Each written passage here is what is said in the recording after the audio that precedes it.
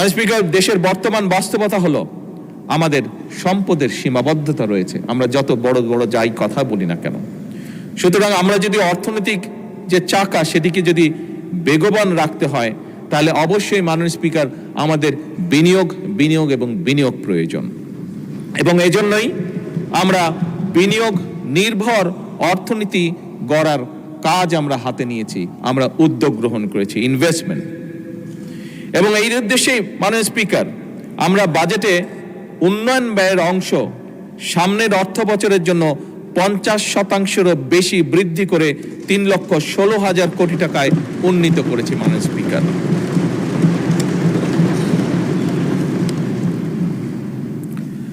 আবারও আমি মাননীয় বিরোধী দলের একটি কথাকে কোট করে বলতে চাই যে আমাদের লক্ষ্যই হচ্ছে জনগণের অর্থ জনগণের কল্যাণে উৎপাদনশীল খাতে ব্যয় হবে, এটিই আমাদের নীতি, এটি আমাদের লক্ষ্য।